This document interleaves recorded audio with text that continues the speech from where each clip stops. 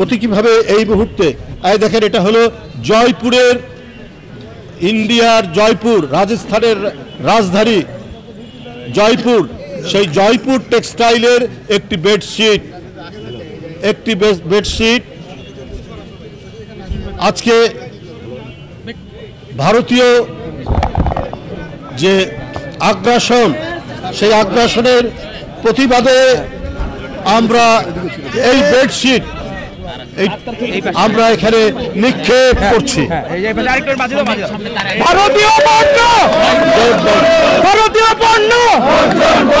Boycott বর্জন, ভারতীয় পণ্য বয়কট বর্জন, ভারতীয় পণ্য, ভারতীয় পণ্য, দিল্লি না ঢাকা, দিল্লি না ঢাকা, দিল্লি না ঢাকা, আপসটা সংগ্রাম, দালালি না রাজপথ, ক্ষমতার জনতা, দিল্লি না ঢাকা, দিল্লি না ঢাকা, ভারতীয় পণ্য, ভারতীয় পণ্য বয়কট বর্জন, ভারতীয় পণ্য, দিল্লি না ঢাকা।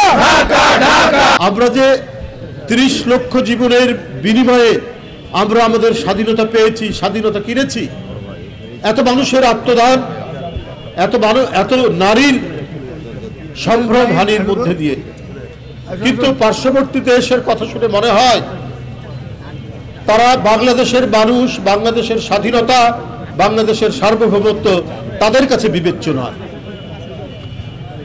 আমি পার্শ্ববর্তী দেশ ভারতের জনগণকে বলছি না, বলছি তাদের শাসক গোষ্ঠী, সাম্প্রদায়িক শাসক গোষ্ঠী যারা,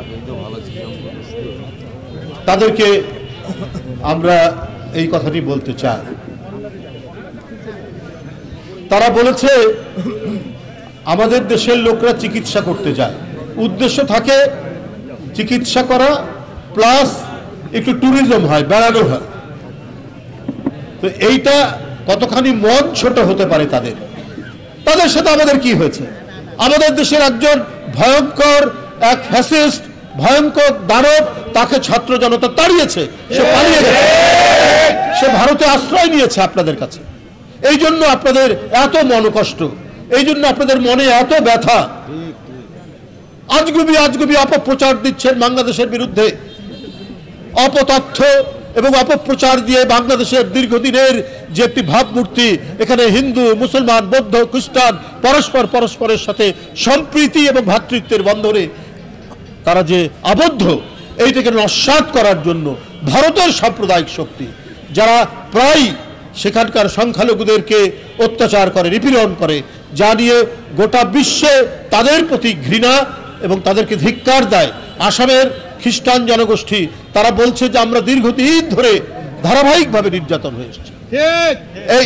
এই যে ভারত তার গুজরাটে, আপনাদের নিশ্চয়ই মনে আছে, 2000-এর মতো মুসলিম নরনারীকে হত্যা করেছে কয়েকদিন আগে, যখন বর্তমান প্রধানমন্ত্রী তিনি যখন সেখানকার মুখ্যমন্ত্রী ছিলেন। আপনারা সেটা ভুলে গেছেন, অথচ আপনাদের বিভিন্ন মিডিয়া আউটলেট, ফেসবুক, ইউটিউব, প্রত্যেকটি জায়গায়, হোয়াটসঅ্যাপ, প্রত্যেকটি জায়গায় বাংলাদেশ বিরোধী প্রচারণা করছেন। তাদের একজন নেতা আবার এক পর্যায়ে বলেছে এবার চট্টগ্রাম আমরা দাবি করব। আরে আপনাদের উদ্দেশ্য তো ভয়ঙ্কর খারাপ। একটি স্বাধীন সার্বভৌমত্ব দেশের উপর একটি অংশ আপনারা সেটা দাবি করবেন? আপনারা প্রথমে এই কথা বলেছেন, আপনাদের দায়িত্বশীল একজন নেতা বলেছে। তোরা আমি বলেছিলাম যে আপনারা যদি একটু দাবি করেন তাহলে আমাদের নবাবের যে অংশ বাংলা, বিহার, উড়িষ্যা, সেটাও আমরা দাবি করি। এবং এইটাতে পশ্চিম বাংলার মুখ্যমন্ত্রী অত্যন্ত নাকি গোস্বা হয়েছে, কষ্ট পেয়েছেন। বলছে যদি আসে বাংলাদেশ থেকে উড়িষ্যা, বিহার এগুলো দখল করতে, আমরা কি ললিপপ খাবো?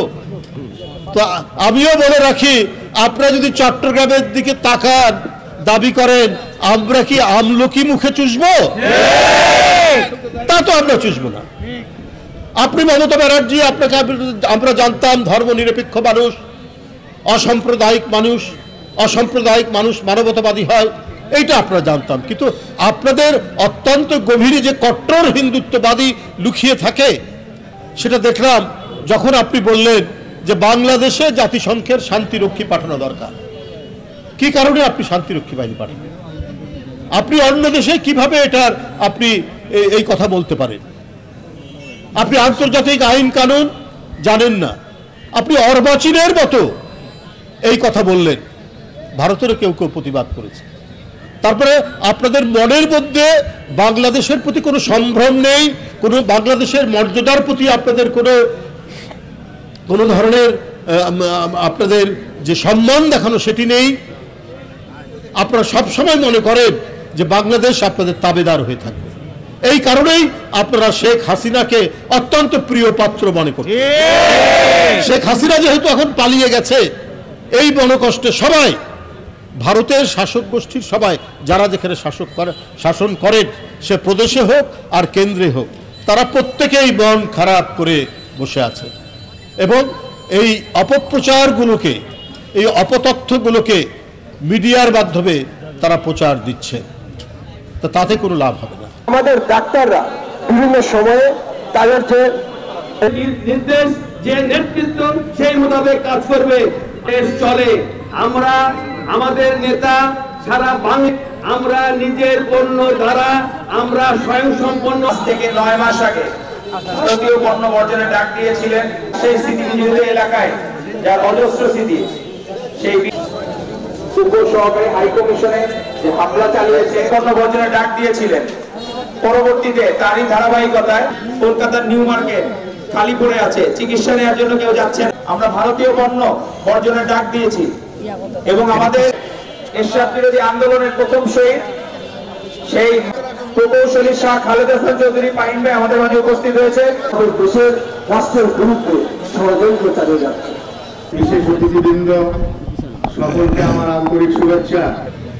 আমাদের যুগ্ম আহ্বায়কবৃন্দ, সেই রাজশাহীবাসীর মুরব্বী আমাদের শুভেচ্ছা জানাচ্ছি।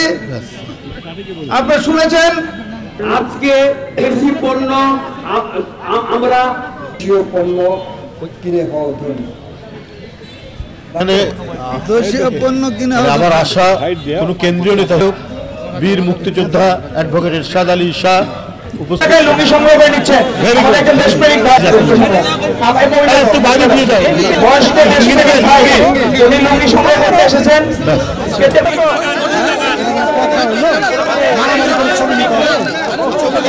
আমাদের আরেকজন দেশপ্রেমিক ভাই টাকার বিনিময়ে একটি লুঙ্গি সার্ভিস, আমাদের আরেকজন দেশপ্রেমিক বোন কষ্ট করে এসে দেশীয় পণ্য সংগ্রহ করছে। আমাদের প্রধানমন্ত্রী